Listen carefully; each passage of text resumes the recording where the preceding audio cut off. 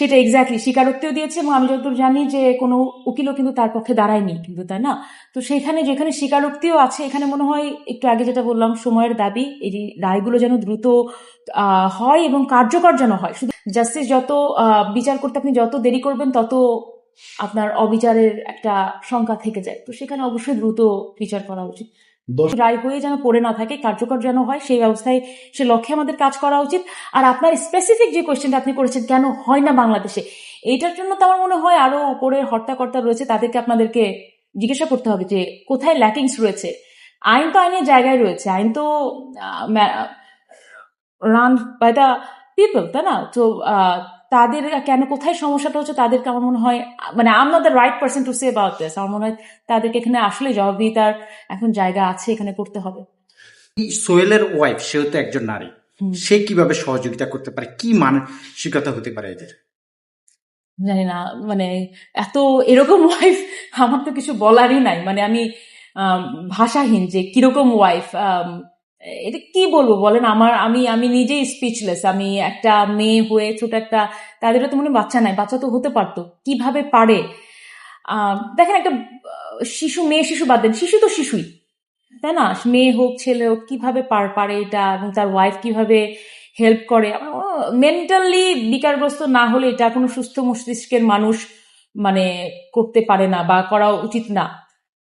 ইনসেনও বলতে চায় না, ইনসেন বললে তো আবার আইনের ফাঁকফোকর থেকে বেরোয় যাবে। ইনসেন বলতে চায় না, এগুলো এদের মানে যেভাবে তারা বড় হয়ে উঠেছে, তাদের সমস্যা আছে।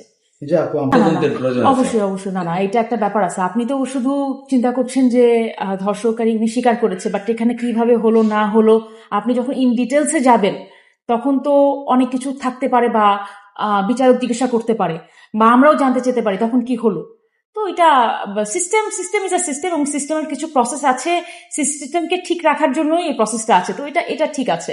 এবং দেখেন, আপনি এই কোয়েশ্চেন না করে আপনি এটা করতে পারেন, আসিয়ার সময় 15 দিনের মধ্যে তদন্ত হয়ে গিয়েছিল, সেইটার দ্রুত বিচারের কি হলো, এইটা আমার মনে হয় করা উচিত, যে কিভাবে বিচারটা হচ্ছে। সারা দেশের মানুষ চাচ্ছে। আর একটা বিষয় রয়েছে যে আইনের নিজস্ব একটা গতি রয়েছে, সে গতির বাইরে, এবং আইনের কিছু একটা সিস্টেম রয়েছে, একটা প্রসিডিউর রয়েছে, প্রসিডিউর বাইরে সেখানে কিন্তু সময় দেওয়া আছে। একটা জায়গার জন্য যে শুধুমাত্র সেটা চেঞ্জ করে তো দেওয়া সম্ভব না। কিন্তু আপনি যেটা বলছেন, যেখানে স্বীকারোক্তি রয়েছে এবং সবাই জানে, বা সেও স্বীকার করেছে, তার ওয়াইফের যে ব্যাপারটা সবাই মোটামুটি জানে, সেখানে কেন দেরি হবে? তো এই ব্যাপারগুলো আমরা নজরে নিয়ে এসে এগুলোর জন্য কিছু স্পেশাল ল করা উচিত। এখন রাইটস, বেঁচে থাকার অধিকারের রাইটস, এটাই বলবেন। আর তো কোনো আমি রাইটস দেখি না। সোহেল মানিকে যেটা ক্রিমিনালটা, হ্যাঁ ধর্ষকার, নামও তো জানি না।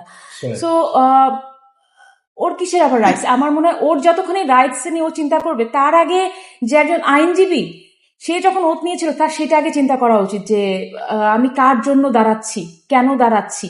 সে কারণে আমার মনে হয় একেবারে ঠিক করেছে। এবং ইউর রাইট যে প্রত্যেকটা মানুষের বিচার পাওয়ার অধিকার রয়েছে, কিন্তু তার কি বিচার পাওয়ার এখন অধিকার আছে আমার এখন জানা না। তো আমি মনে হয় অনেকগুলো আগেও কতগুলো মামলা রয়েছে যেটা আমি দেখছিলাম।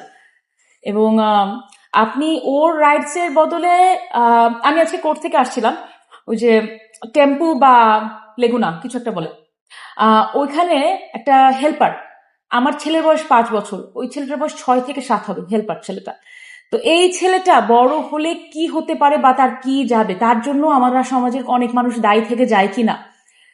আপনি দেখেন, আপনি যদি সোহেলেরও যদি আপনি ইতিহাস দেখেন, এরকম কিছু না কিছু পাবেন। তো আমার মনে হয় এটা গভীরে যাওয়া উচিত, এবং এটা কিন্তু সময় সাপেক্ষর ব্যাপার। কিন্তু তার পাশাপাশি অবশ্যই দ্রুত কি করে বিচার কার্যকর করা যায় সেটাও দেখা উচিত।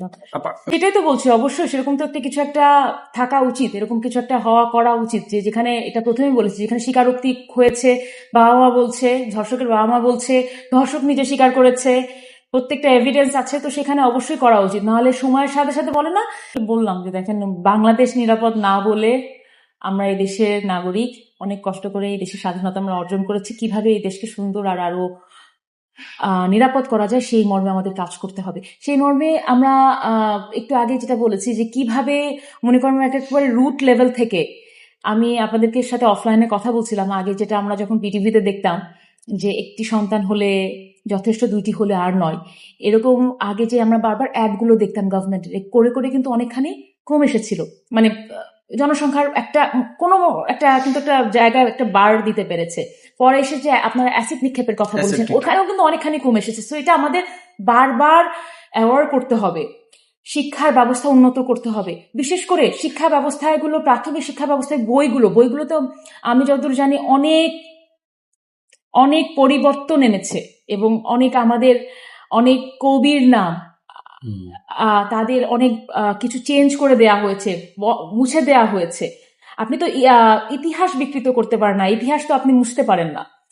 সো এই ব্যাপারগুলো তো আমার মনে হয় সরকারের এই প্রাথমিক